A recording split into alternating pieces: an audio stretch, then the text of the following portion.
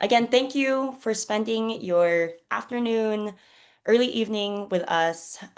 We went through the number of different facilitators here, representation from a number of states, organizers on the ground to talk about street outreach.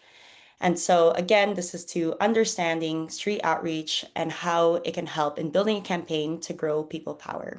Next slide.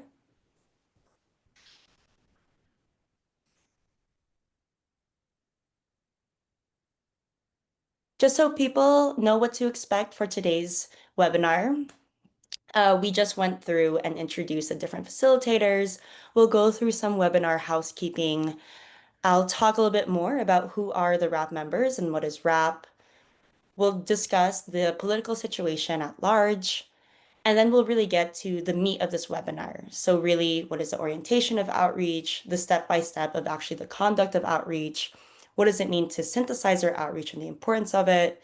How do you integrate your outreach results in building and launching a campaign? And then we have different examples from RAP members themselves on how outreach was utilized in their organizing and in their campaigns. And we'll talk about RAP specific initiatives, next steps, and then conclude with Q&A. Next slide. So some webinar housekeeping, just so we're all on the same page here. Everyone will be muted throughout the remainder of the webinar. As I mentioned at the beginning, people are encouraged to send in any questions, comments throughout the webinar by using the Q&A function. And so even if you have a question come up during someone's presentation or throughout the presentation, feel free to just put it there. And if someone can just answer it by replying to you, they will, or we'll just take stock of them and answer them at the end of the webinar. Next slide. Okay.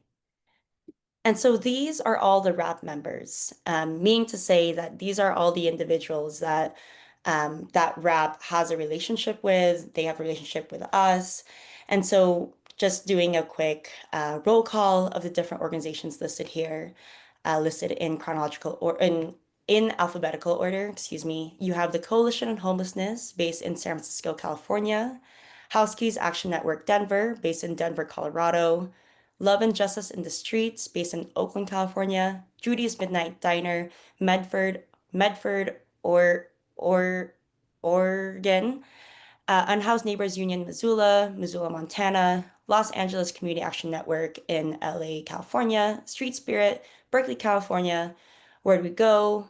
Also in Berkeley. Human Right to Housing Collective, Seattle, Washington, and Stop the Sweep Seattle in Seattle, Washington. And so you see here how there's a number of organizations based across 5 different states, as I mentioned at the beginning, whether it's more rural, small town, city, metropolitan.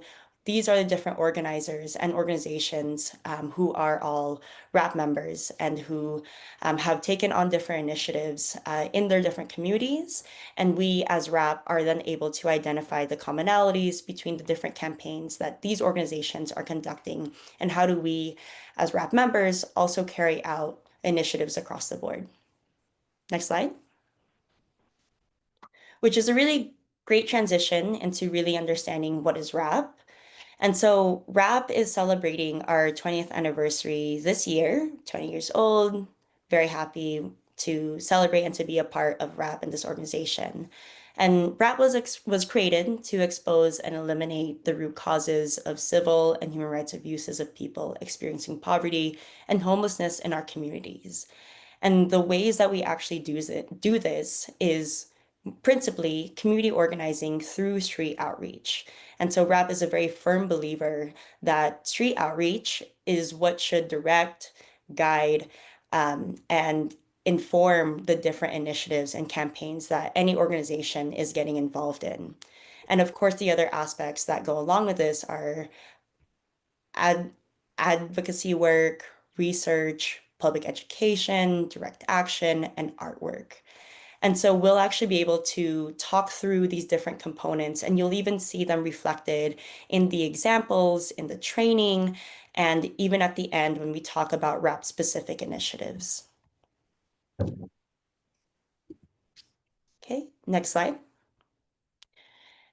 And so, as we discussed the political situation, we wanted to ensure that there was a uh, context to the importance of street outreach, and not just street outreach as itself, but really what does it mean to understand this moment of anti-homeless policy and laws. And so, Paul is going to take it away now.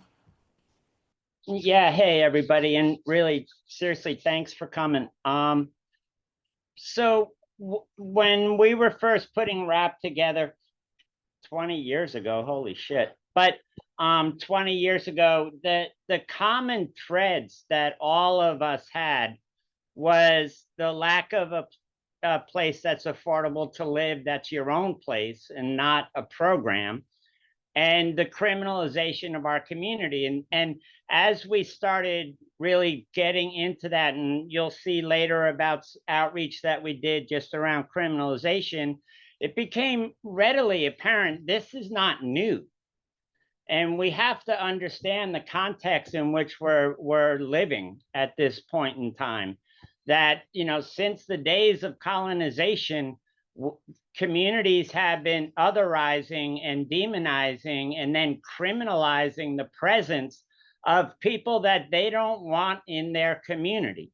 And unfortunately, right now, it's our turn, and it has been for a while. But we can never forget the shoulders that we're standing on as we're working on our fights to defend our human rights in our communities, and in our ability to be real and be present and be a part of the community in which we live. This is not new shit. This has been going on for a while. And until we collectivize the campaign to fight back against it, it's going to continue to go on. And as you'll see with these four simple examples, but there's many more, unfortunately, the names of the programs change. The methodology and the oppression and the demonization attached to these programs has been the only thing that has changed in terms of how this stuff plays out. Next slide. And so, you know, we see that it is getting so much more militarized and so much more intense. I've been doing this work for 42 years, and it feels to me like the cities, the states, the feds, they haven't really gotten any good at addressing the issues of homelessness and racism and poverty and oppression, but they've gotten really freaking good at conducting sweeps and at conducting public relations campaigns and at like doing housing first as the answer to homelessness while destroying over 500,000 units of public housing. They've gotten really good at the PR aspects of this shit. But what they haven't chosen to do is to, in any meaningful way, actually look at and address, maybe they've looked at it, but certainly address why in early 1983, late 1982, did thousands and thousands of people end up out in the streets. And since then, we've had welfare reform, we've had Hope 6, we had the Reagan Revolution to kick the shit off.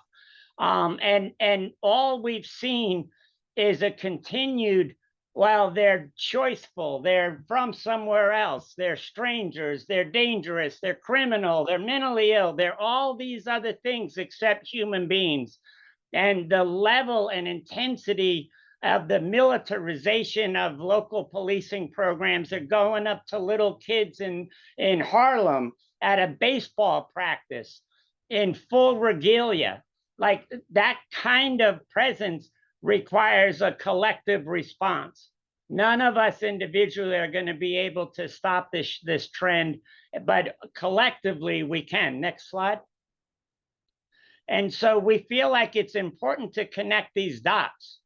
You know, we're not going to address the criminalization and the lack of opportunities for healthcare and housing and shit for our communities as a whole by only working within our individual niche. We have to broaden those aspects out. And this is where the outreach and documenting what it is people are saying to you is so vital and so important. It's like people are looking for being connected to a way to address the oppression and the nastiness that is coming down upon them.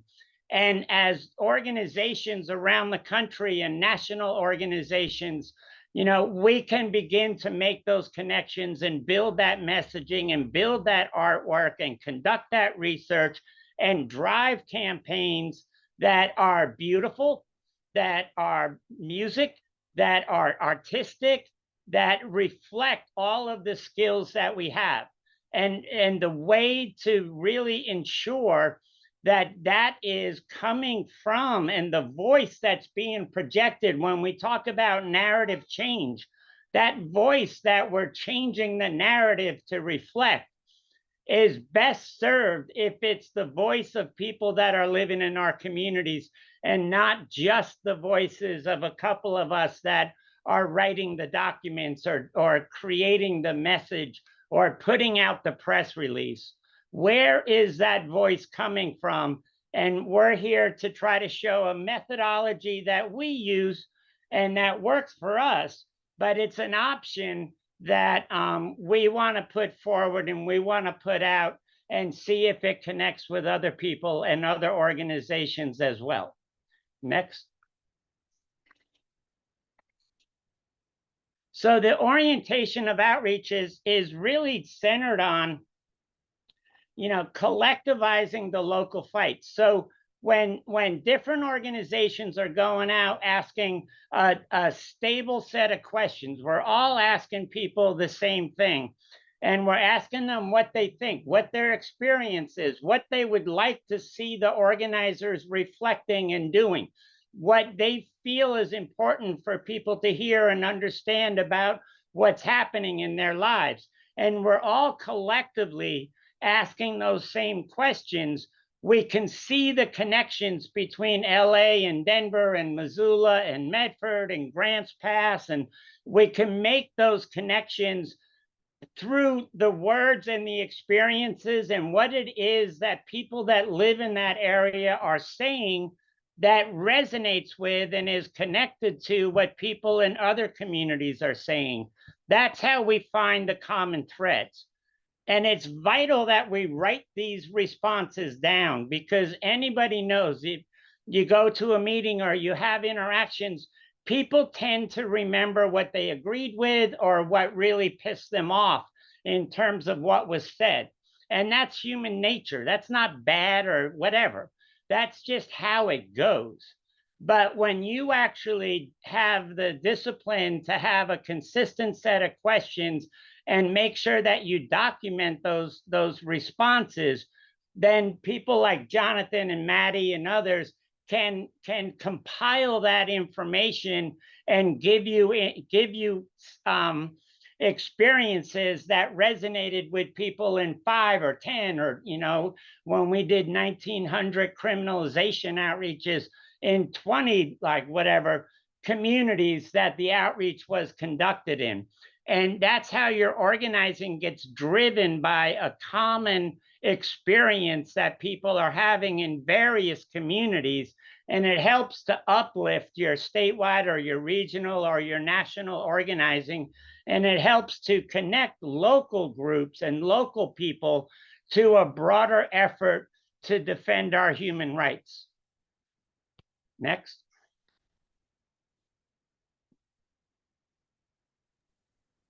Thank you for that, Paul. Yeah, and there's a lot of history here to really dig into. And it came up in the Q&A box already if these slides will also be available afterwards. And they will be. So the slides, the recording will all be available for people to refer back to, and especially to review and to understand more deeply the different historical uh, context that Paul was referring to. And so as we move into the step by step, this is really the what is the actual how to and the application of the actual outreach itself. So now I'll be passing it to DQ and Adam, who will get this section going. Thanks, Joe. What's up, everybody? I'm DQ over here in Missoula. Adam and I are gonna talk about outreach and what we're getting at here in the intro. So when you go out and start talking to people, you want to get your crew together. And so we're going to talk a bit about piecing that together, what you're finding out when you're doing outreach, and kind of how to towards campaign, which our other members will talk about later. But uh, first things first, you want to identify and build an organizing structure that works for your community. So basically, this is how your group is going to work together. One thing you want to be doing is doing the cliche of meeting people where they're at, right? So actually practicing that. Being that different options work for different people. The people that you meet on the ground when you're doing outreach are the ones you want to be involving. So, like we did here in Missoula, um, we started running meetings right here in the encampments at the shelters. So you're trying to get rid of the barriers and things that might keep people from participating. And that includes also expectations for meetings. So a lot of times when we get into organizing meetings, it kind of becomes an activist free for all, right? Everyone's got is hot and had ideas and wants to rip on the state and ACAB this and ACAB that. That's cool. That's going to like feed why you're there, but you want to have expectations for your meetings, right? So make action plans, work towards something.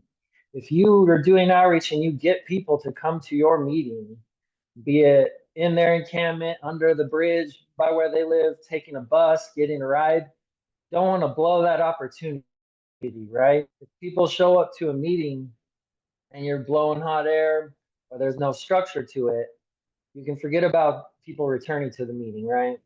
Because you kind of got a shot there to show them that you're actually working on something.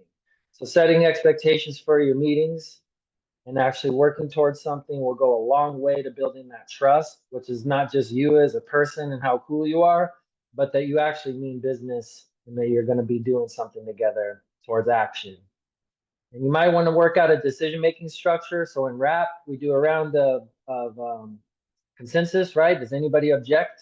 But figure that out for yourself. Make sure you know how you make decisions and grow campaigns and do everything else. So it's very clear to people how to participate. Understand what work is already being done in the community by other groups too. If there's another crew on the other side of town that's fighting against a policy or an ordinance, there's no reason to recreate the structure or do competing campaigns, right? The idea, like Paul noted in the beginning, we got to build this shit. We got to get everybody together because it's not gonna happen in a silo with a small crew changing the world or anything.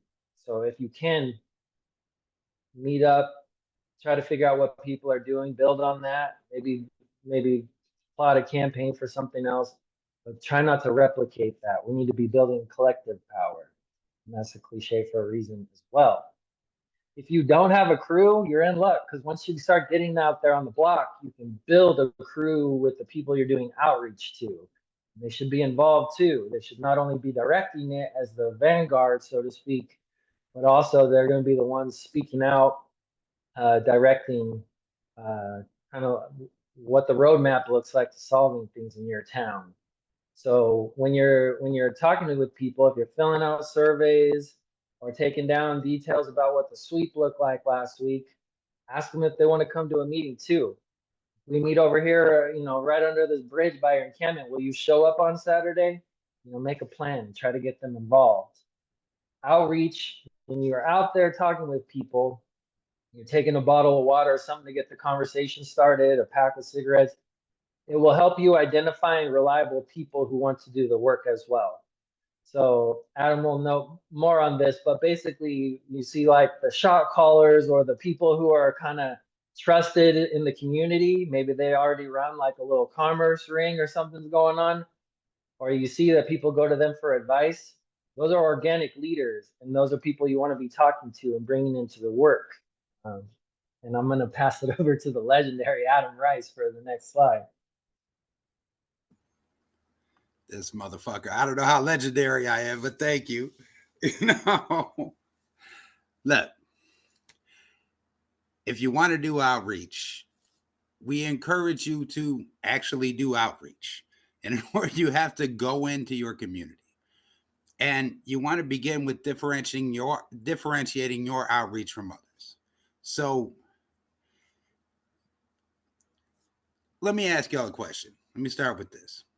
So right now, today in 2025, there are more Black men in prison right now than were in bondage during the entirety of the transatlantic slave trade. Right now in 2025, the wealth inequality is worse than it was during the Gilded Age that led to the Great Depression. Right now in 2025, there are more people on the street than were on the street during the Great Depression of the 1920s. So my question is, how many of you feel the system is broken?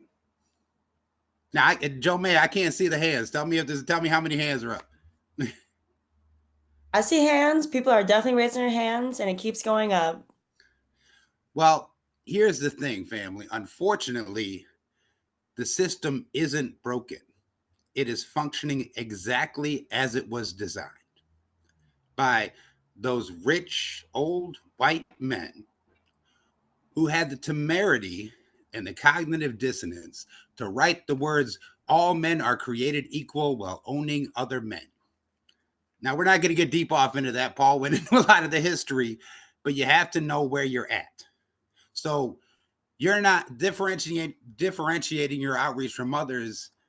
You're not there to get somebody to vote, even though that's part of it. You're definitely not there to make someone Jesus jump for a half hour for a hot dog. You're there at the end of the day, family, asking people to move to the front lines to fight in a war that has been waged upon them and everyone they love since before the day they were born. That's what you're asking when you're asking people to move in a political manner as a group against their oppressors. You have to carry that seriousness with you. Be fun, but just know that what you're asking these people to do is to defend their very lives. So in that vein, you never lie to the people or they'll never trust you again. And in these ways, and knowing this is how you help differentiate your outreach from others. The only thing you're asking these people to do, the only thing you're selling is power. And to that end, you want to map the power players in your area. You want to develop a system, be it on paper or on a computer, or a spreadsheet, develop a system to track the oppressors, the agents, the actors, track who the police are by name, track what city councilman is running this district and how many votes they won by last time, who actually supports them, better yet, who funds them. These are the sort of things you want to figure out in your research. You may not be able to figure that out from direct outreach, but then again, maybe you will. You'd be surprised. I've met some of the most brilliant people I've ever met in my life living in a tent. Because let's be honest, family, we are all about 3 paychecks from being there ourselves. And perhaps that's why there's so much anger and fear around being houseless. Look, you want to identify, as DQ said, you want to identify the ones who are holding that power in that situation. If everybody talked to the dope man, you want to be the dope man's friend. You want to keep those boundaries. I'm not really cool with what you're doing, but whatever. What I need you to do is help us fight. You want to develop a system to identify common threads, and that's your outreach. So during the outreach, that's where you're going to get the best information coupled with that research, with knowing your enemy. Go ahead and flip the next slide. So in the basic principles, and the nuts and bolts of it, you want to introduce yourself. You want to ask if they'd like to talk to you. You're not there to, like I said, sell them anything. your word may not necessarily be what they feel like hearing right now. They might have had a shitty night. So you want to ask if they'd like to talk to you. You know, they have the right to privacy, and they may not be interested in hearing what you have to say. That's cool. Well, hey man, give me an example. Hey man, I'll tell you what. How about I leave you this bottle of water? I'm gonna leave this flyer here. Check out what we're doing, and I'll be back, man. Maybe you want to talk to me next time, bro. You know, that's it. You know, let people be where they're at and respect their space and their autonomy. You know, don't wake anybody up. Don't bother anybody while they're doing something. You know, and pay attention to how you present yourself. You know, don't present yourself in a threatening manner. Watch your face. Right? Because I may not say something, but my face is going to snitch every time. Watch your face. Watch your judgment. You know, look how you move. You know, and don't let your personal beliefs get in the way. You know, you may believe that the best way to structure a society would be social democracy, or perhaps a capitalist communism, sort of like China. You know, all of that's great, but nobody gives a fuck because they live in a tent right now. You're here to figure out what they want to do, what they think. So set clear boundaries, you know, communicate if something does make you uncomfortable. But at the end of the day, family, this, and I have to remind a lot of people this, including myself sometimes, whether you have lived experience, whether you've been homeless before, if you slept in a bed last night, this isn't about you. You know, I have lived experience of homelessness. That was 10, 15 years ago. I would not know the policies that are currently affecting people on the streets of Seattle, Los Angeles, San Francisco, unless I research them and talk to people themselves. And with that, I'm going to pass it back to DQ, the lovely and amazing DQ from Missoula. Bad motherfucker. Go ahead, hit it. Well, we hyping each other up. Got a little love fest All going. right. This whole shit's built on love, Paul. So when we understand our community and our local policies, we got it a chance when we're doing outreach to know what we're talking about. So it's one thing to go out there and be like, damn, that sucks. Or I hear you. Well, I'll see you later, right? You got to be able to hold a conversation and actually start tying some threads together and letting people know what you're on about. So we're going to explore this little chart here on the right called the vicious cycle of homeless policy. And we'll just start at the top here, which is continued or increased homelessness. I'll read it in case that's too small. Continued or increased homelessness. For a lot of us doing this work or kind of tied to it in some way, we know there's a point in time count that happens every December that doesn't do a great job, but it attempts to get the current count on the streets. How many people are unhoused? Continued or increased is the note there, right? It's always going up every year. So let's go to the next arrow. The premise that homelessness is primarily caused by the deficiency of homeless individuals. The theme I'm going to try to hammer home here is the insistence that the blame is to be put on the individual and not the system. So the premise that homelessness is primarily caused by deficiency of homeless individuals. We hear about drug use, mental health complications, right? We hear about people who are violent, maybe can't control their temper. These are all tactics. These things may be true about the individuals, but this is not the cause of systemic homelessness. But they will try to gaslight us. And I talk about the government, their spin machine, the media that they're in the ear, anyone who's trying to spin a different narrative. So then we go further down in the cycle, the vicious cycle. Now we get to the stereotypes of homeless people as deviant and degenerate.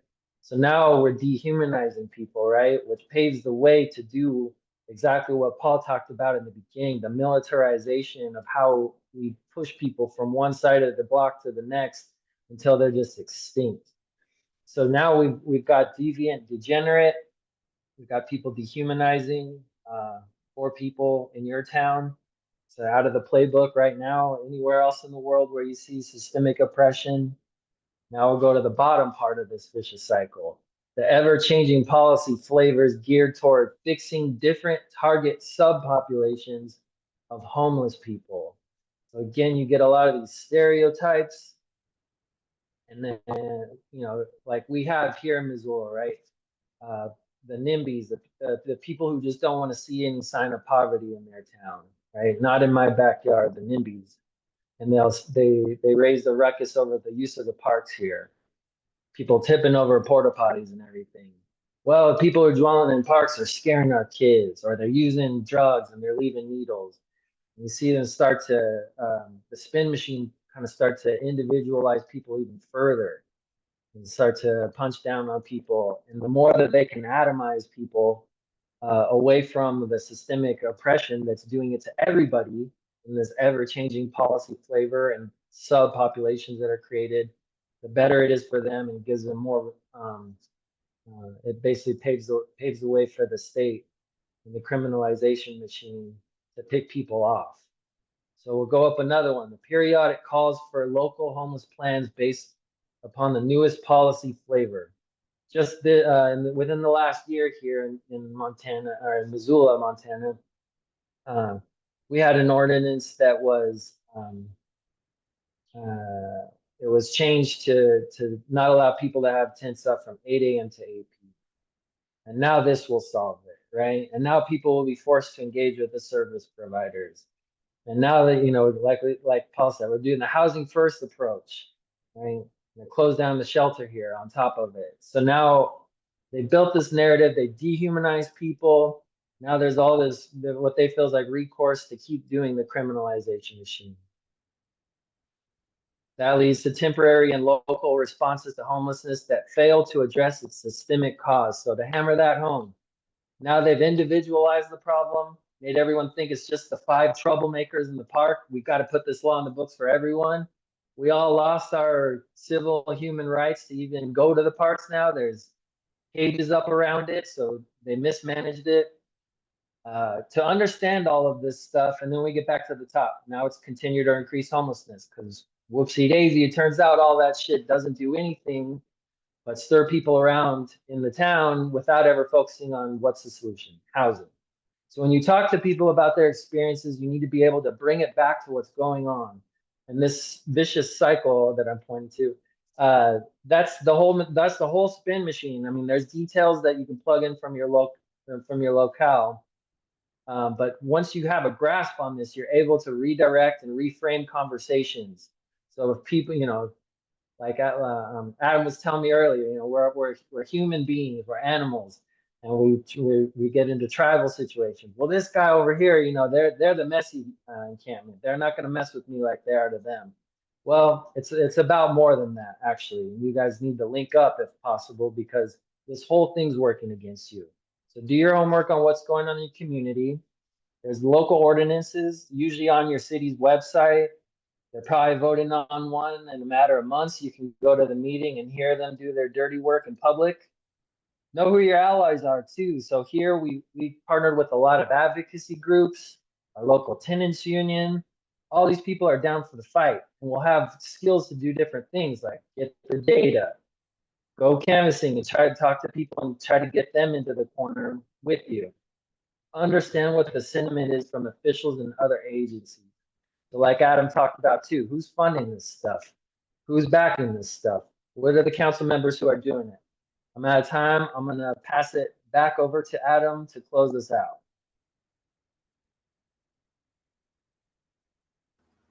Next slide, sorry. Oh, we're going to tag team, sorry. Yeah. You good. So just helpful reminders. We'll wrap it up real quick. Thank you, Maddie, for keeping such good time. So outreach is the opportunity to listen. This was your one. Oh, okay, No, yeah. It's mine. My fault. Outreach is an opportunity to listen and learn from people's experiences. Like I said, if you slept in a bed last night, you don't know what people experienced last night. So you want to do that. You want to take 30%, do the 30-70 rule. Do 30% talking and 70% shutting the fuck up and listening. That's the best way to do outreach. Go ahead, bro. All right. And we're connecting people's experience. So everything you're learning on outreach, that's what we mean by their people's experience with the research that you're doing and you're able to conduct regarding your local and state policies. So all the laws you're learning that gives the police, uh, the basically the green light to go and criminalize people. It might be private security. In a lot of our towns, we got these things called BIDs, the Business Improvement District. It might look harmless, right? And the neon vest and the the broom and the what they're sweeping the trash into, but they're also there to move along people and get away from the bank and the hotel. So just know what's going on with that, the status of the housing, how much is online, how much did they put into the Affordable Housing Trust Fund last year. Be able to talk about this stuff so that you're properly agitating people when you're talking to them so they know who's doing it to them, why they're stuck there too. And know your enemy.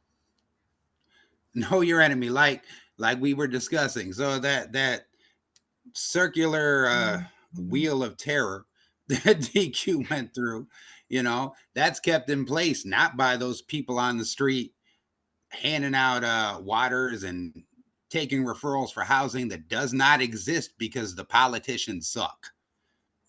That's not your enemy. So are the police your enemy? Yeah, but they're more agents of your enemy. So put it like this. If the police are the dogs, so if there's a dog sitting there barking at you, do you want to kick the dog? Or would you rather get to his master and punch them in the face? The police are simply following policies. And yeah, they are agents of your enemy, but your true enemy hides behind all those guns. And that's where you kind of need to get people to.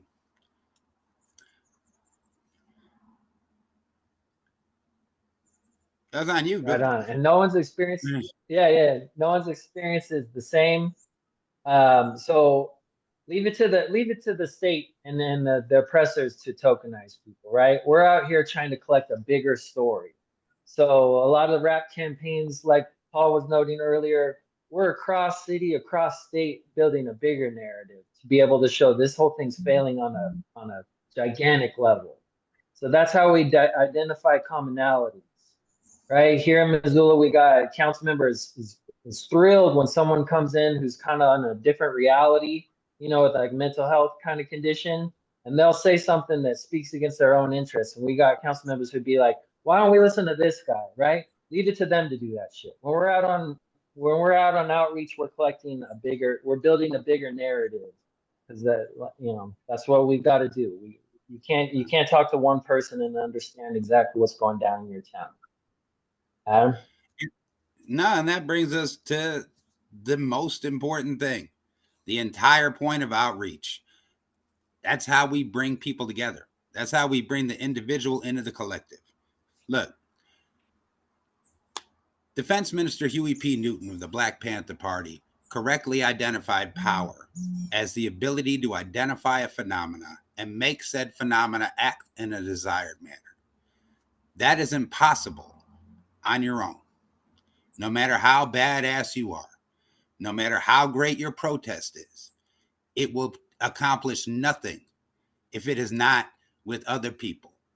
Put it like this: 10 people makes people listen a little bit. 100 people might change the conversation. 1,000 people could change the laws. And that's all we got. Back to you, Joe May. Thank you, Adam and DQ, for that how-to step-by-step of actually conducting the outreach. So then once you actually conduct the outreach, what do you do with it? And so now we're going to move into synthesis of outreach, which Therese will be presenting on. Next slide.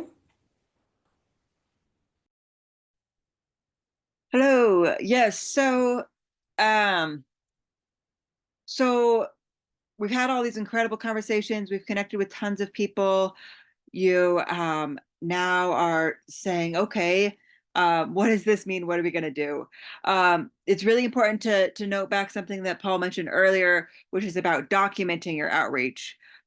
So again, you're not just talking to people and then remembering off the cuff of your head what some people said. You are documenting the feedback you're getting, the input, the direction you're getting from lots and lots of people. And that can be done in a lot of different ways. That can be done through surveys, it can be done through interviews, it can be done through forums, it can be done through sort of more free form notes, but there's consistent questions and written or documented answers.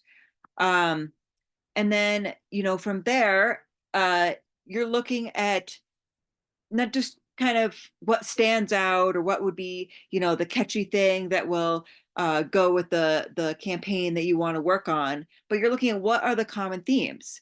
You talk to a bunch of people. What are the majority people? What are most people saying? And that can be things like, oh, well, we talked to 100 people and 90 of them are talking about how police are moving them every day, or, oh, we talked to 100 people and 90 of them are talking about how this guest policy at the housing is really harmful and doesn't allow me to connect with my family or whatnot. So again, you're looking at common threads from the documented responses, not just what you want to pick out as the key thing that you think is sexy or that you want to work on. um uh and yeah, so then also, so once you have this, it's not just to keep for yourself. It's not just for keep for your organization and be like, okay, now we know all these things about what the community wants, um, and we're just gonna hold on to it. No, it's to put that out there to the public, to the powers that be, to those that need to hear it in your fight. And that can be done in a lot of different ways. You can do fact sheets, infographics, reports, but essentially, this the direction that you're getting from lots and lots of people through documented outreach is getting amplified. It's getting put out to the public in a way that synthesizes the key findings. It could be, basic statistics. So 70% of people are saying that that the shelter needs to change this rule, whatever it is. Um, and yeah, so use the methods that you can to put that information out there. It's really also too important because again, we're talking about like big scale change here. This fight is not quick and easy. We don't just like tell the powers that be that we want things changed and then they change it. That's not how shit works. You have to fight for years upon end to tell the realities of what's going on and get those voices out there, and so that changes can be made. Um, and so prioritize your campaign work based on organizing what's so again, so okay, so um so as an organization, you're saying now, okay, well, we talked to all these people, we got this documented outreach, feedback, direction. Now what is this going to tell us about what we're going to do? Okay, so let's say, oh, this is telling us, that sweeps when it's freezing cold is horrific and it's really harming our community. We're going to run a legislation to stop that, to say no more freezing sweeps. Well, uh, okay, but then you're hearing from the community um, that this means, not when it's freezing at all, but you're hearing other, legislators or other people being like, well, we can do this, maybe for certain people or only for certain months of the year, or only at a, really like a maybe at like 15 degrees, or you'll get these sort of pushbacks of like what the city council or what the powers that be want to try to compromise that. But if your outreach is telling you this is what is going on, freezing sweeps are not okay and we need to stop freezing sweeps, then you continue to fight for that. That doesn't mean that you don't, find the most strategic political path forward. That doesn't mean that you don't look for the ways that you can make progress with smaller steps, but that does mean that you don't compromise on the shit that houseless people are telling you is the priorities. So yeah, I think that's the main gist of that, and I will pass it off to the next person. All right. So we went through already the how-to of outreach. What does it mean to synthesize your outreach? And then from that, some of the presenters already touched on this very briefly, but how then do you build an actual campaign? And so Sonia will walk us through what does that actually look like. Next slide, please.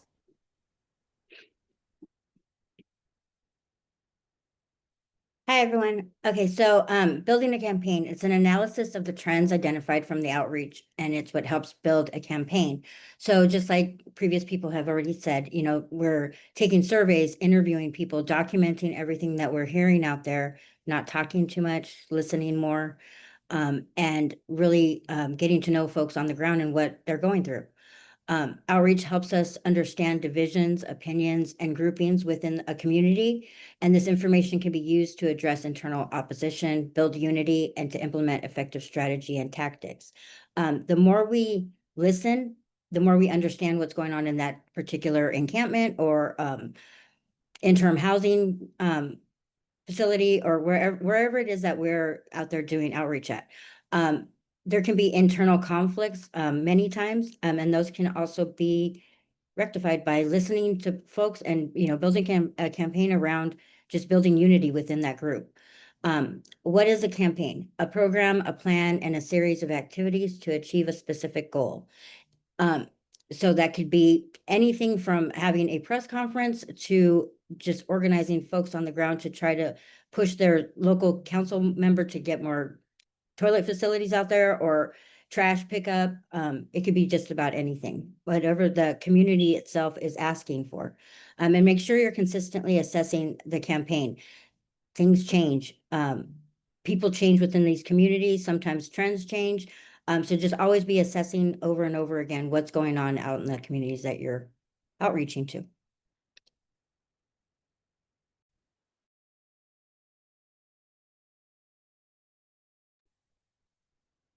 Awesome. And so we went through a lot of information, again, the how-to, the synthesis of your outreach, and actually building the campaign. And for some, I see in the Q&A section that a lot of people are relating it back to the initiatives or the context and environment that they're involved in. But so now we're going to move into the presentations of the different examples that we have. And so I'm going to pass it back to DQ, who'll talk about what organizing was like in Missoula. Thank you, Joe May. All right, so I'm here with this wall of text. What did we do to build out our organization here in Missoula? Well, it came straight from the RAP playbook, which was I learned from Los Angeles Community Action Network in Los Angeles, which we'll get to in a while. Basically, when I landed here, I developed materials and resources, which turned into what we used for initial outreach, which was a Know Your Rights flyer. And thought there was a visual representation on a slide, but basically it's like one of those little 8-page zines, that you can make from an 8.5 by 11 sheet of paper. And what we had on there was the ordinance language that was on the books currently. So like where people could sit, lie, and sleep, and at what time it was legal according to the ordinance to do that.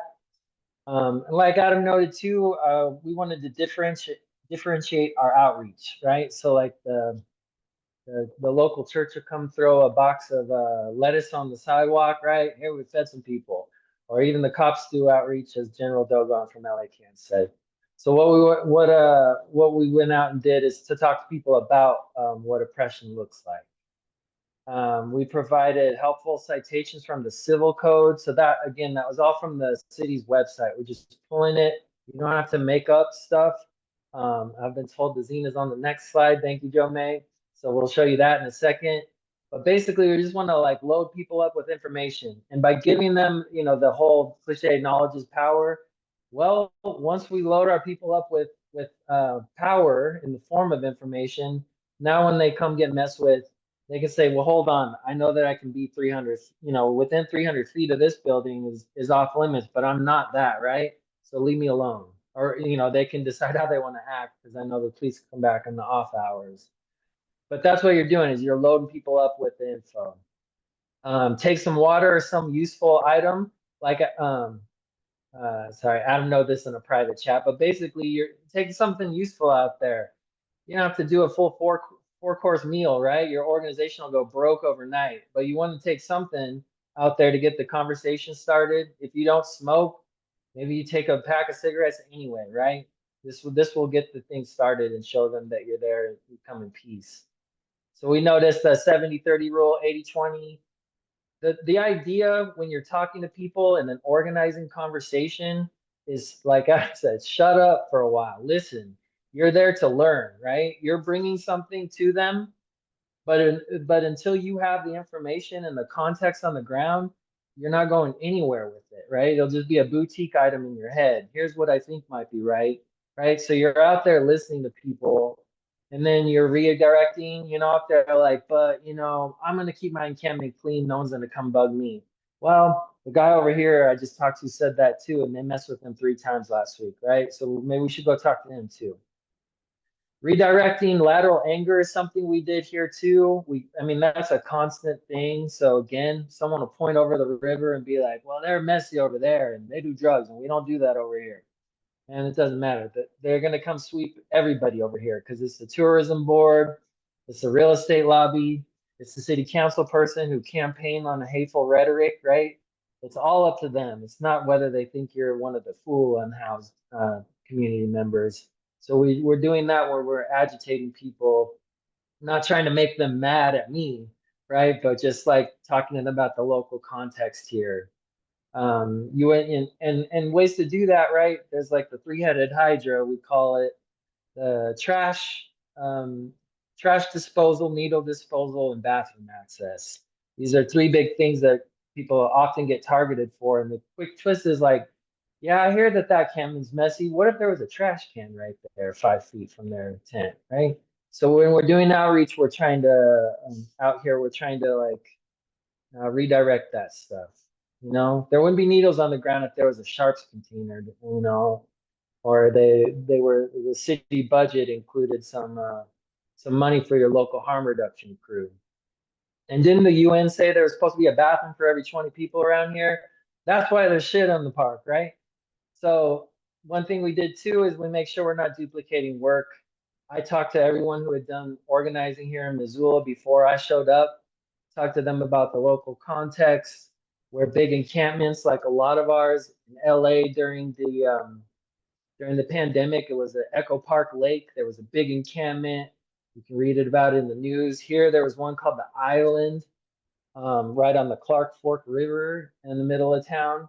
So I learned from everybody what had just happened right before I had arrived, and we started building our crew just to kind of understand the lay of the land and figured out who is already organizing around poverty and homelessness. Who do I need to meet, right? So I'm setting up one-on-ones because I have that time too. So as you build your crew, you probably have more time to do this stuff.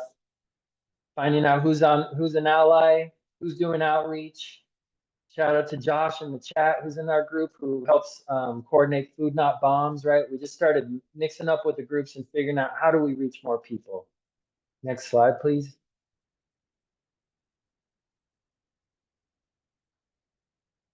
So we learned the local policy, like I said. The example on the side looks kind of chaotic. That's our zine. When we fold it together, it turns into a little book. And we took the like RAP, right? You join RAP, all this great artwork on the website. It signals to people you know what you're talking about. There's all the code language there too about where people can be at what time. A little agitation about how many vacation rentals are in our town, Airbnb, short-term rentals. What's the average rent? right? $1,300 yearly pay, just some agitation materials. How many shelter beds are there? 300? There's over 600 people on the streets. All right, that's pretty simple math to me. We're not meeting the needs. So we studied the ordinances, figured out who was hostile or aligned on city council and the mayor, and started talking to those city council members. Some of them we got in their ear. Some of them were already like on our side, so to speak, right? On the side of the people. This led to the second bullet point, though, the ordinance 1260. There's going to be one in everyone's town on this call. So you're looking for that code so you understand what the specifics are. So when you talk to your people, you can help them understand how to avoid trouble if they don't want it, or how to stick up for themselves when it comes. Last point, we held meetings and encampments literally right there. Hey, if we show up on Saturday, will you be here? Yes. All right, we're going to bring a little food, some water. And we're going to talk about these surveys we're going to start filling out as we do outreach together. We created a core team, unhoused organizers, and people who were involved in local groups like Food Not Bombs or the Tenants Union. We brought whatever supplies we needed to run a meeting. So I was out there hauling around like an easel and some butcher paper at times, just to give a little visual, as people gave me notes, right? You're showing them their work matters, the visual representation as you build consciousness and hopefully a campaign out of it.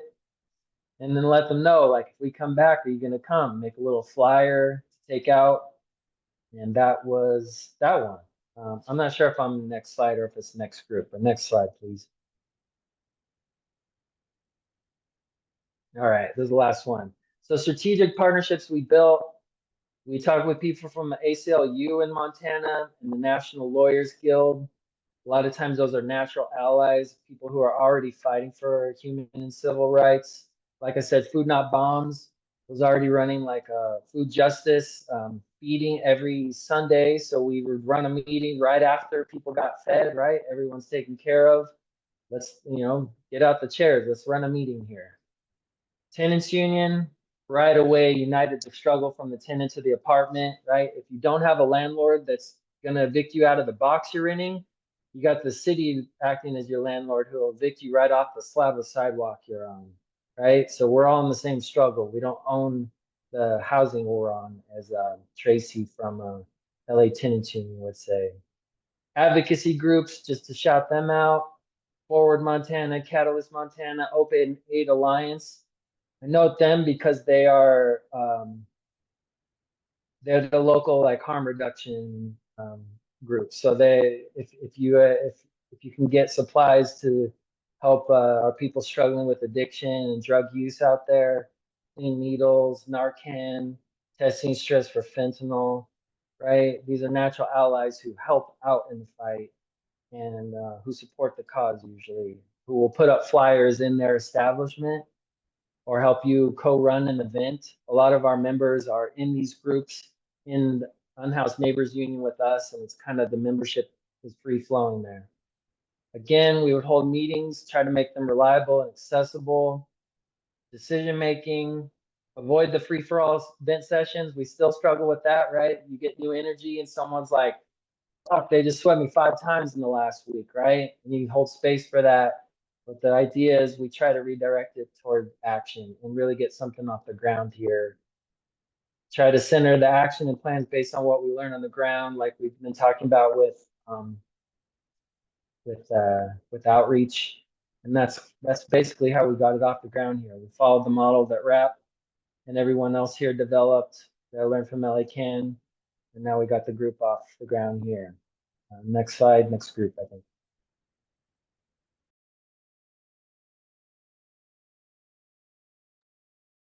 Great. Hi. Y'all just let me know if my audio is all right. Apologies, I'm in a public place that has the best Wi-Fi I can access at this time. My name is Joanna. I use she, her pronouns. I've been organizing at Los Angeles Community Action Network for some years now. LA Can is based and rooted in Skid Row, which has historically been a containment zone for largely Black unhoused folks. in Los Angeles. It's also one of the more valuable real estate areas in the city now. So we're seeing sort of the opposite, slow but very systemic banishment and erasure of people who do not have money, which kind of brings us to our understanding the concept of outreach through some of the work that we've done, especially in what's called our Human and Civil Rights Committee, which focuses primarily on fighting criminalization and fighting for liberation. In Skid Row, it's the epicenter for a lot of testing out of criminalization and other kind of police tools, which are later then expanded and used across the nation, in the world. But something that I think a lot of us think about constantly is just the idea that no one is really permanently housed in Los Angeles. I think there's a few people in the Q&As mentioning they've actually cycled through housing multiple times, and that is something extremely common. And so understanding that our outreach takes place on the streets and in shelters, what our city has taken to calling housing, which are market rate hotel rooms, some of the most expensive ways of housing folks, supposedly housing folks. So a lot of our work is about not just reacting when a sweep is happening, but actually taking time to canvas and build relationships with folks. So we have established relationships ahead of that kind of state violence. That also helps us to build real mutual aid networks with folks. So in our area of downtown where we were doing a lot of work during COVID, we had a power up table where we would charge people's phones, and residents in the camp, one of them would be working security around the table, one of them would be the DJ, one of them would be in charge of clothing donations that we were accepting. So being rooted in building power and really grounding ourselves in the work that we're doing and what we're also not doing, because whether you've been on the receiving end or the giving end, everyone in this country has been very conditioned by charities and by scarcity mindset and sort of a manufactured consent about human rights being something that we should hustle for or that we need to work for to deserve. And so when we're doing outreach, a lot of times people are going to be ready to give us their full legal name and ID. People will be expecting that we're here to offer them a material object or a water bottle, potentially check it off on our little phone program. And so part of our outreach conduct is really about establishing those clear boundaries as well. So we're not always going to have food, we're not always going to have tents, we're not always going to have those things. But we are going to have a culture of community and solidarity and resistance. So a lot of our work is also about training people up to speak for themselves. So obviously, we try to hold meetings on the block where we can, and sometimes people are too busy, or survival is pretty much 24/7. So we're do everything we can to be accountable to people as well when they can't make it to a meeting, but also making sure we are training people up in both know your rights. And I saw another question in the chat about the efficacy of know your rights, and the court system does have its limits.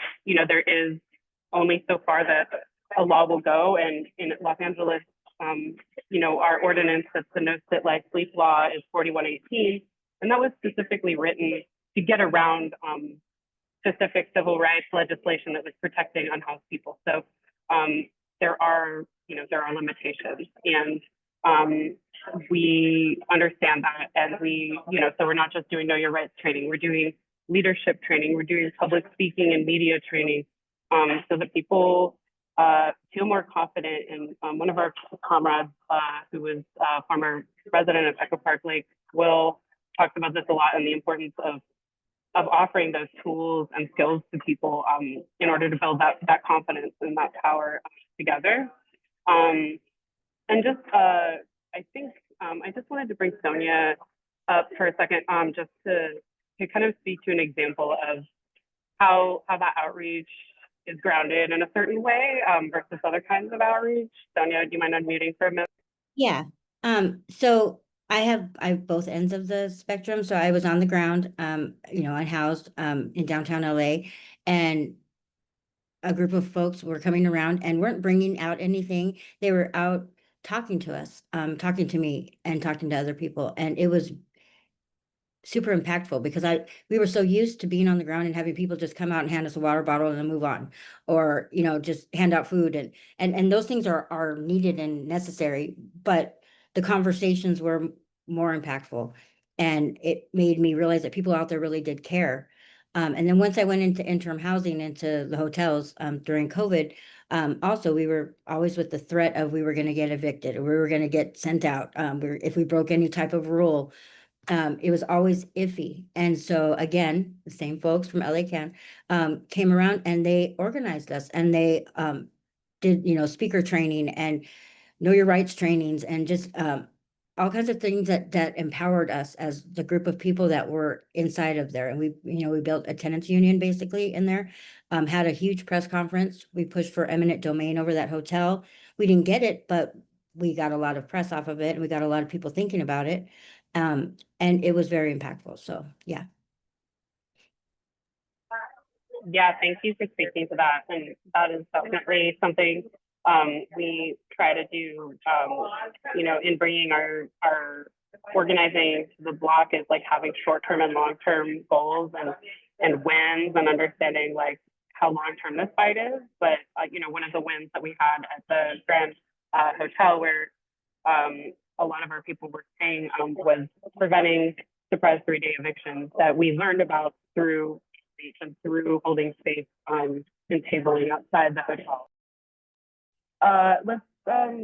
So quickly, just site specificity when you're doing outreach, especially if you're setting up a table, just understanding, different laws about public space. So whether it's transit property, whether it's federal or state property, city, county, public sidewalk, park, all of these carry different levels of criminalization or different laws that kind of govern what you can and can't do. And also understanding when we're organizing nearby, like a shelter or a camp, what people's existing relationships are with, both private and public security, civilian law enforcement, as well as, neighbors and such, who are housed, really understanding our role and not escalating and not creating any kind of grounds for retaliation that might happen after we leave as folks who don't live in that area. Next slide. So yes, we mentioned this a little bit. A lot of the hotel rooms, since COVID, hotel rooms have been almost contingent on whether you are in a camp that is targeted for a eviction, for a sweep. And so a lot of our people that we were organizing within camps ended up scattered across the county in these different interim motels, hotels, shelter sites, tiny sheds. And so as you're doing outreach, like really making every effort to stay in touch with them. And sometimes that might just mean being there in person, because having a phone on the street is exceedingly difficult. I think, let's see, what else? One thing, like, so we have these 4118 zones, which are basically mapped across the entire city at this point. It's like the no sit life sleep law. And talking about that is a really wonderful way to sort of talk about like connecting us to other issues of banishment and exclusion, especially, as we have these sort of wedges that politicians and our opposition will try to stick in our community and pit people against each other. So we have like the same councilman who was claiming to be for immigrants' rights was we on our outreach discovered his team painting a literal borderline and sweeping houseless folks across it into a different district, and making those connections together. So understanding like borders and zones of exclusion, in the same way that we're talking about national borders or genocide in other parts of the world. These are similar issues of disposable and undisposable, and right now a lot of that struggle is kind of undoing some of that conditioning that we've all kind of been constantly dealing with in this culture. One of my neighbors was kidnapped off of the block near my home a few weeks ago by masked agents, and some of the neighbors who hang out on the block were saying, well, he was drunk. He was lying on the sidewalk. And so these sort of like excusing state violence, like by building understanding and community across these division lines, that is like more important than ever right now. So let's see. Let's go to the next.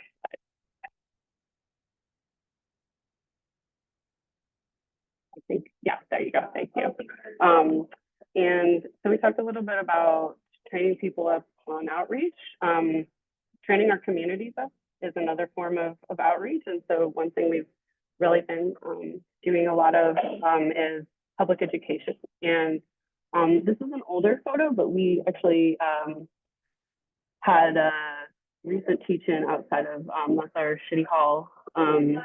We had a more recent teach-in that was connecting some of the violence in Palestine with the violence at home against poor people here.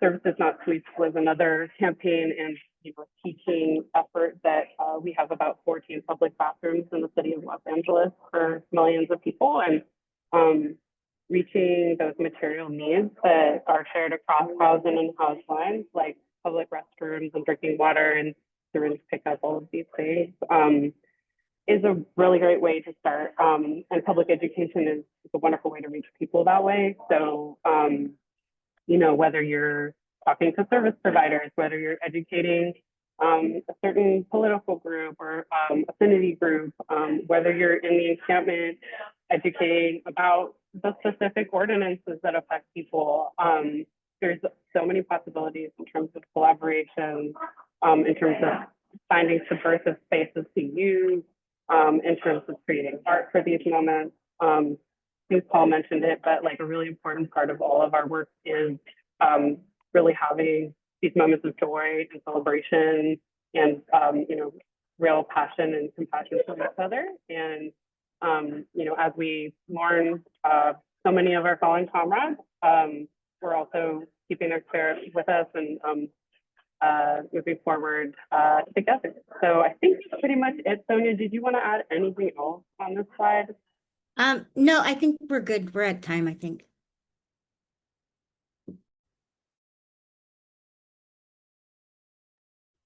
Okay, Therese, I'll pass it off to you. Okay, so so here in Denver, Colorado, we organize with folks without housing on a whole bunch of different fronts. There's a lot of fight back on the streets, and there's also a lot of fight back in the shelters and in our fight for housing. So I'm going to give a couple of examples that I think are different kinds of examples of how we sort of build campaigns based off of our street outreach. One of those is like our disability lawsuit. So we have a lawsuit against the city of Denver for disability discrimination in shelters because our shelters are not accessible for people with disabilities. And that's not just because there's not wheelchair ramps or things like that. It's also related to the policies and the practices that kick people out of shelters because they're having a mental health breakdown or things like this. And so we are trying to address that through litigation. But when we bring this forward, we didn't just come up with what we thought were the disability issues that we should address in the shelters by our own opinions, just with our members or whatever. We first surveyed a lot of houseless folks with disabilities about the issues, got that direction from a large number of folks. Okay, what are the key issues that you experience in the shelters related to having a disability? And then that became this draft demand letter to the city. And then that, was further uh, developed later by specific feedback from the plaintiffs, because then the city's going to come back with another response saying, well, we'll do these things but we don't do those things. And then we have another step of getting the next direction from uh, from a large number of houseless disabled folks about, okay, does this look right? Here's what the city's saying. Is this something we can go with, or is that not what we're looking for? So it has to be an ongoing process of getting that direction through large numbers of documented feedback, through surveys, through forums, and other methods, and through relationship building that maintains those connections. And with a lawsuit, of course, it also involves specific plaintiffs who are having say in those decisions.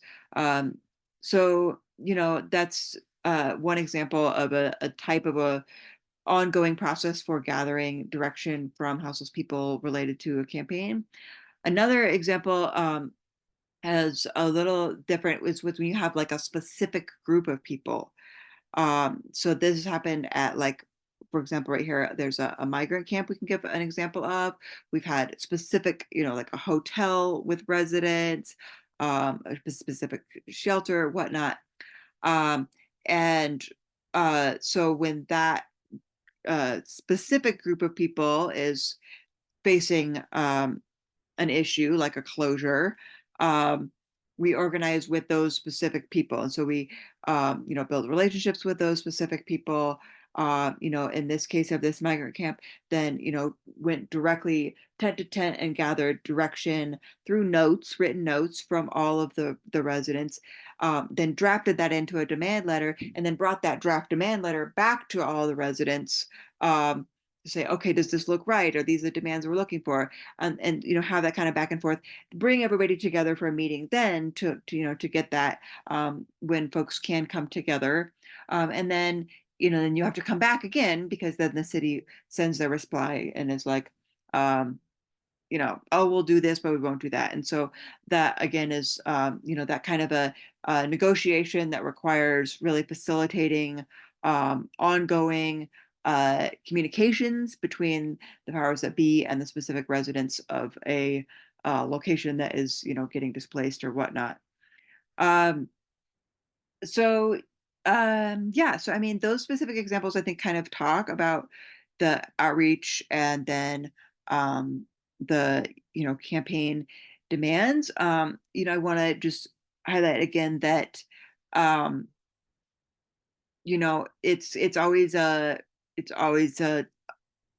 hard fight and a hard process of decision making when we're looking at you know having to make compromises that nobody wants to make, but it's not the organizer's decision to make those compromises alone.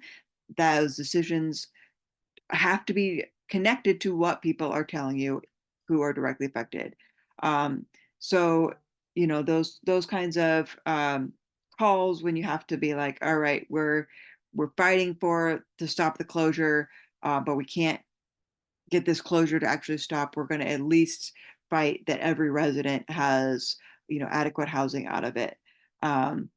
Those are difficult decisions, but ones that have to be made with ongoing communication with those who are directly affected.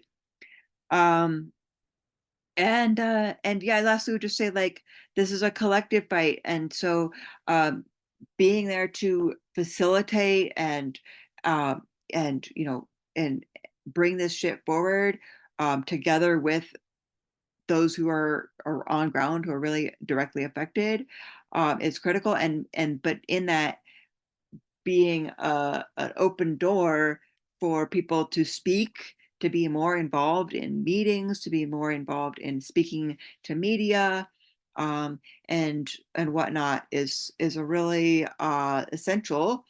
So we're not just separating ourselves out like, oh, we're the organizers, you're the houseless people. No, we're trying to do this together in every way we can. Um, Not everybody's going to be able to, and not everybody's going to want to, and that's okay. And we should not ever think that like that makes somebody not involved in the fight or lesser or whatnot. There is so many different reasons that it's not feasible or possible for people to be seen or heard in those kinds of direct ways. But opening the door is an essential part of the work.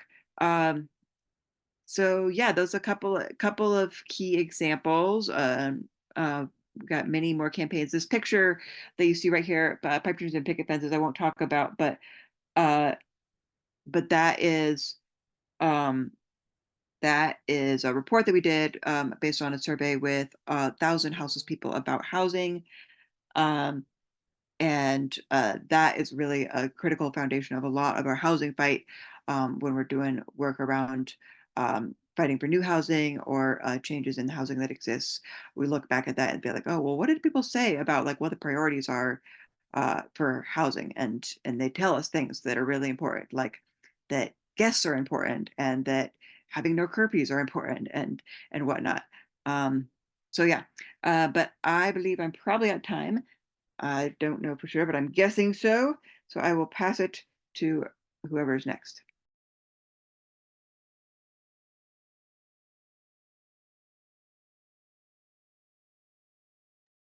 I guess that would be me, so I'll get off of mute. Sorry about that. Yeah, so this is the outreach that the RAP members all did collectively, and a bunch of other groups that we work with, to really like look at there was a period of time when the homeless bill of rights was passing in Rhode Island and a couple of places, that was more anti-discrimination than it was anti-criminalization. And we wanted to hear from people what RAP's take on this should be.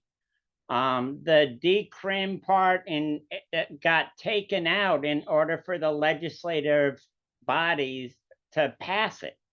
And that's where like it really hits the ground when you're actually out there getting the information directly from the people being impacted by the program or by the legislation or by whatever it is that's going on.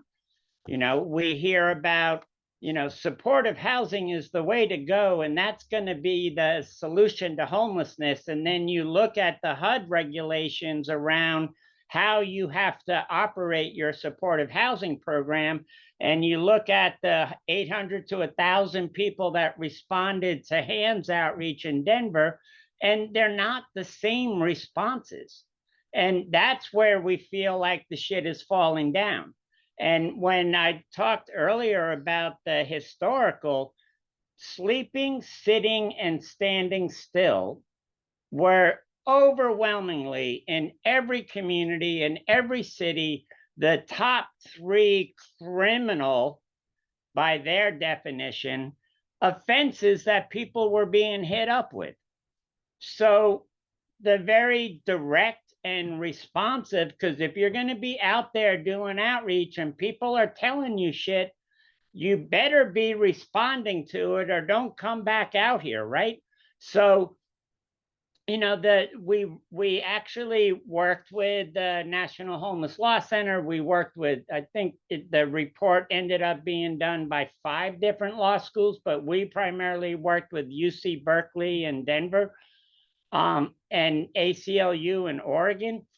to really get into how these laws are being applied, where they came from, what's behind these laws. And that's where the historical connection got made, because loitering has been around for a really long time. Blocking the sidewalk has been around.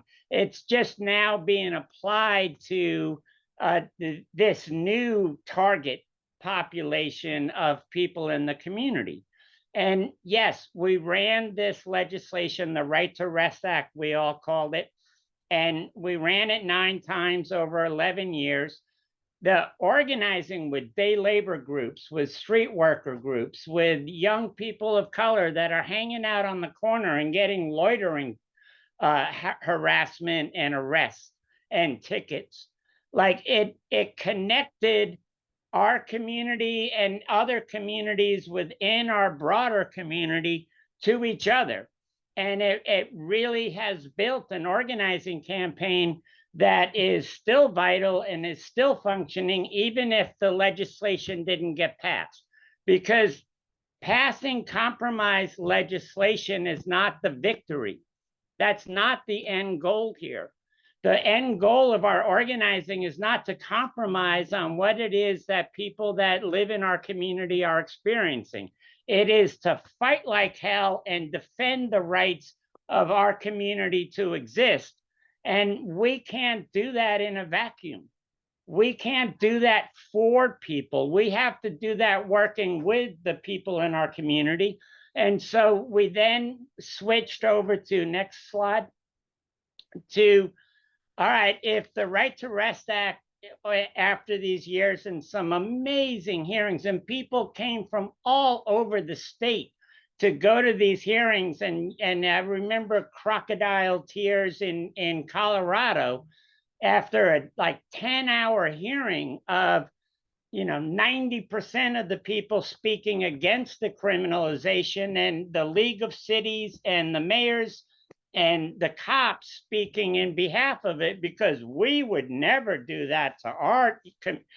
It was total power dynamics that can be demoralizing unless the process of being in that room and being at that hearing and speaking your truth is seen as uplifting and powerful. And you can get your ass kicked and still build power. And you can, we can party like crazy, and we can do amazing artwork, and we can play our music, and we can create our movies, and we can do our research. We can build power until we actually win in the legislative process. And we can't let the incremental defeats in the early days of building power to dilute or compromise what it is we're fighting for. Today, we keep hearing about how, oh, they're service resistant. We need to do narrative change shit or whatever. You don't need to change the narrative if the voice that you're projecting is the voice of the people in the community. You just need to be putting that out. And you need to be making sure that people understand, that cops are the ones overwhelmingly doing the sweeps, that the arrests and citations are absolutely real. And the key thing is that 88% of the people that we've talked to so far haven't been offered anything as an alternative to where they are at that moment. And that's important, because when they're talking about service resistant, and you're saying at this point 270, as you saw in the criminalization aspect of it, it was almost 1900. When you're talking about, we talked to 1,500 people, we talked to 1,000 people, we talked to 270 people, and 88% of those people were not offered an alternative. They can't turn around and say, well, Joe got a shelter bed, so therefore it's okay. You're changing the dynamic of the debate. It's not a he said, she said, or the you say, I say, or whatever. It's about talking to a group of people and finding the common threads. And we know it's bullshit what they're saying, but it's not good enough to just say, oh, that's not true. You got to be able to back your talk. You got to be able to back it up with, like we spend an inordinate amount of time, all of us, like thinking about this stuff and trying to figure this shit out and trying to build power.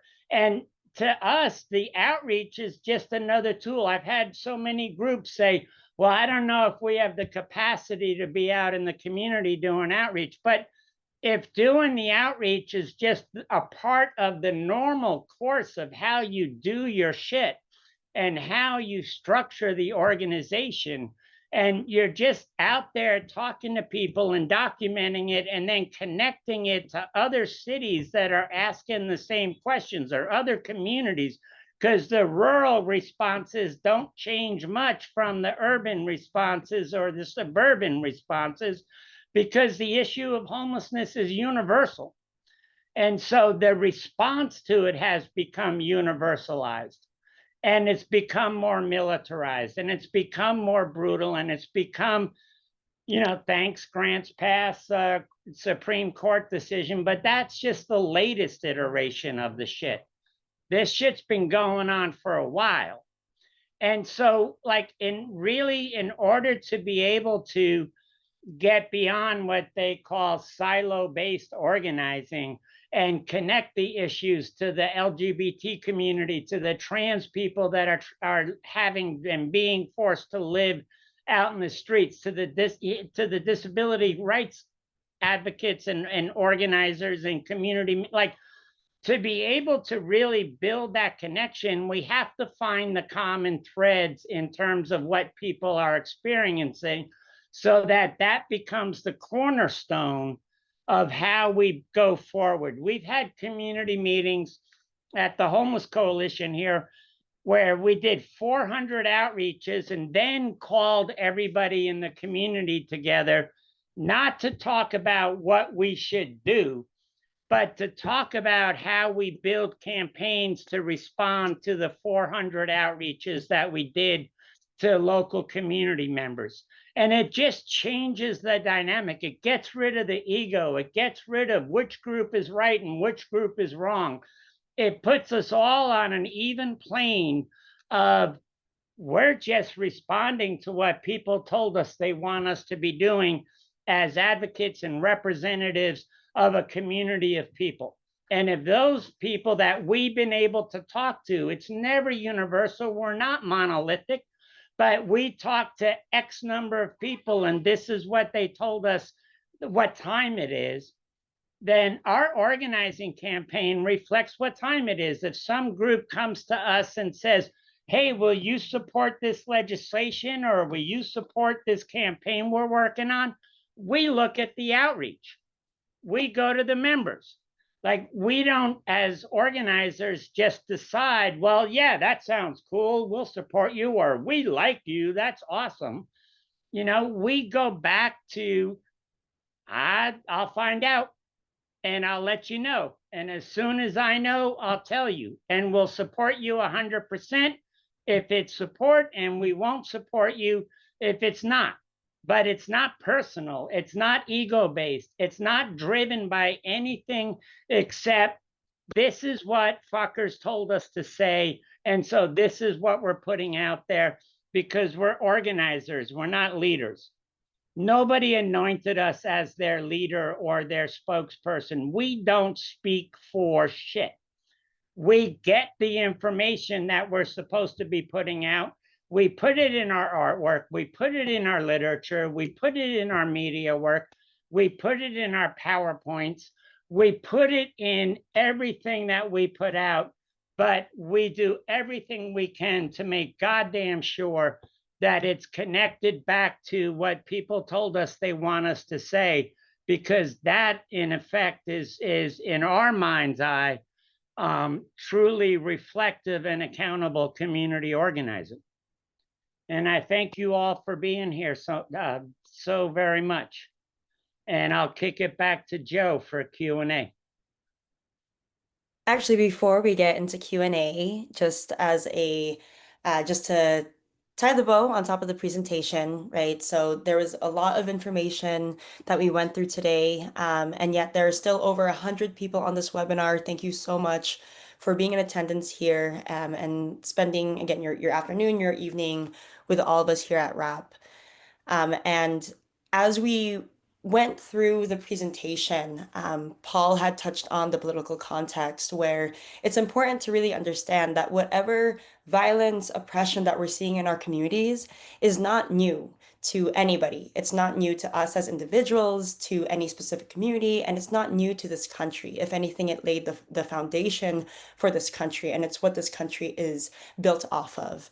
And we see there's so many examples, even in the past couple months, this past year, even, especially with this current administration, who really has ramped up the attacks on different communities all over, or even more recently, right? We think about the ICE raids that happened, the deployment of the National Guard and the Marines to LA, who are still there, who had different snipers uh, pointed at protesters. You have the different policies that have ramped up after the passage of, after the Supreme Court sided with Grants Pass last year, where around like 220 anti-homeless policies have been introduced across the country, right? And so we talked through the conduct of outreach and how, in spite of these different policies, in spite of this history and this political context that we're in, just as much as that continues throughout our history, so does the people's willingness and commitment to fight back and to organize. And tree outreach is a way that we actually organize in our communities to understand what is the reality of people's lives and how are we able to utilize them uh, as a means of identifying the commonalities, the themes across individuals, no matter who they are, no matter what age, what gender, what background, no matter what experience, and to really identify then what is the issue that binds these different struggles together and how do we actually address them. And so that's the synthesizing and building your campaign. And being able to hear the different examples. There were so many that each organization referred to and described and was very passionate about these different ways that they've been able to organize uh, in their respective city and community for their people. Meaning to say, anybody can take up outreach, anybody can organize, right? Like we are the makers of our own history. We are the ones who have the power. And these things, we may not have control over the different policies, the different acts of violence that are made against us, but that the power truly does lie in us.